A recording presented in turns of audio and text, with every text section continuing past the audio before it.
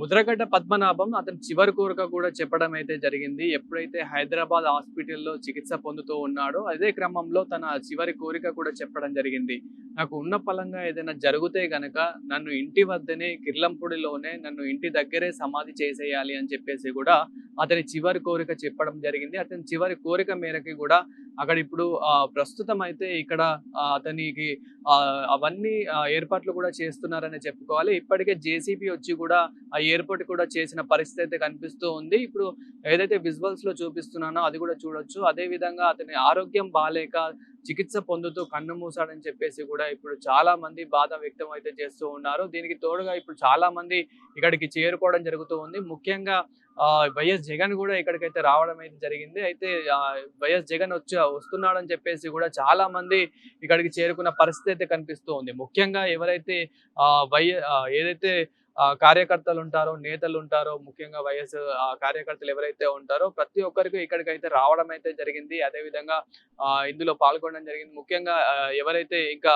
పవన్ కళ్యాణ్ గారి అభిమానులు కూడా, అంటే పవన్ కళ్యాణ్ గారు రాలేని పరిస్థితి, ఇప్పుడు అతని ఆరోగ్యం కూడా బాలేదు అని చెప్పేసి కూడా ముంబై ఆసుపత్రిలో అతను చికిత్స పొందుతున్న పరిస్థితి తెలుస్తూ ఉంది. అయితే రాలేకపోయినప్పటికీ కూడా ట్వీట్ ద్వారా అతను బాధ వ్యక్తం అయితే చేయడం కూడా జరిగింది. అదే విధంగా ఇటు పక్కన చిరంజీవి కానివ్వండి, తెలంగాణ నుంచి కూడా మాజీ సీఎం కేసీఆర్ గారు కానివ్వండి, ఇట్లా చాలా మంది ఎమ్మెల్యేలు కానివ్వండి, ఎంపీలు కానివ్వండి, మాజీ ఎమ్మెల్యేలు కానివ్వండి, మాజీ ఎంపీలు కానివ్వండి, చాలా మంది ఇక్కడికి చేరుకున్న పరిస్థితి అయితే కనిపిస్తూ ఉంది. ముఖ్యంగా కాపు సామాజిక వర్గ వ్యక్తులు కూడా ఎవరైతే ఉంటారో, కాపు సామాజిక లీడర్స్ కూడా ఎవరైతే ఉంటారో వాళ్ళు కూడా ఇక్కడికి చేరుకున్న పరిస్థితి. ఎందుకంటే మనకి ముద్రగడ్డ అంటేనే ముందుగా గుర్తొచ్చేది కాపు సామాజిక కోసం ఎంతగానో పోరాడారు.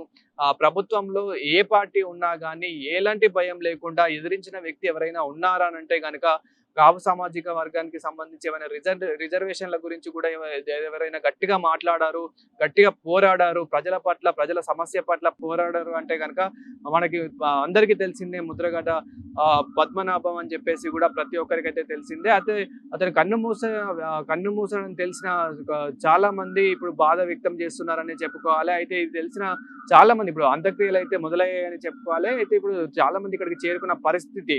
ముఖ్యంగా చాలా మంది ఎవరైతే ఇక్కడ ఉన్న ప్రతి పార్టీ నుంచి, ఇటు పక్కన కూటమి ప్రభుత్వం నుంచి కానివ్వండి, అదే విధంగా వైసీపీ పార్టీ నుంచి కానివ్వండి, చాలా మంది కార్యకర్తలు, నేతలు ఇక్కడికి చేరుకున్న పరిస్థితి అయితే కనిపిస్తూ ఉంది. అదే విధంగా ముద్రగడ్డ పద్మనాభము ఇంటికి వద్ద కూడా వాళ్ళ కూతురు కూడా ఇక్కడికి వచ్చిన పరిస్థితి ఉంది. అదే విధంగా అంటే గో బ్యాక్ అని చెప్పేసి కూడా ఒక నినాదం వ్యక్తం చేశారు. ఎందుకంటే గతంలో కొన్ని ఇష్యూస్ అయితే ఉన్నాయి. ఫ్యామిలీలో కొన్ని కుటుంబాల్లో కొన్ని ఇష్యూస్ అయితే ఉన్నాయి. ఆ ఇష్యూలో అతను చెప్పడం కూడా జరిగింది. గతంలో నా కూతురు నా ఇంటికి రావద్దు, నేను అసలు నాకు ఏదైనా జరిగినా రావద్దు, నా భార్యకి ఏదైనా జరిగినా రావద్దు అని చెప్పేసి అతను కోరాడని చెప్పేసి కూడా అక్కడున్న కాపు సామాజిక వర్గ లీడర్స్ కానివ్వండి, అక్కడున్న కార్యకర్తలు, నేతలు కానివ్వండి, ఇక గో బ్యాక్ అని చెప్పేసి కూడా ఒక నినాదం వ్యక్తం చేశారు. ఏదేమైనప్పటికీ పోలీసులు పర్మిషన్ ఇవ్వగా ఒక 5 నిమిషాల పాటు ఇంకా నివాళులు అర్పించిన పరిస్థితి కనిపిస్తూ ఉంది. మొత్తానికైతే ఇప్పుడు అంత్యక్రియలు అయితే స్టార్ట్ అయిపోయాయి. ఇక అతను అనుకున్న సమాధి ఏదైతే ఉందో, సో ఆ సమాధి కూడా వాళ్ళ ఇంటి వద్దే ఇక్కడ వాళ్ళ ఏదైతే అతని చివరి కోరిక ఏదైతే ఉందో, ఇంటి వద్దే నన్ను సమాధి చేయాలని చెప్పేసిన మేరకు ఇప్పుడు ఆ సమాధి కోసం కూడా ఏర్పాట్లు చేసిన పరిస్థితి కనిపిస్తుంది. అంత్యక్రియలు కూడా అతి ఘనంగా చేయాలని చెప్పేసి కూడా ప్రభుత్వం కూడా చెప్పడం అయితే జరిగింది. సో ఇదే క్రమంలో ఇప్పుడు అతని అంత్యక్రియలు కూడా చాలా ఘనంగా చేస్తూ ఉన్నారు. ఈ అంత్యక్రియలకు కూడా చాలా మంది ఇక్కడికి చేరుకున్న పరిస్థితి అయితే కనిపిస్తూ ఉంది మొత్తానికైతే.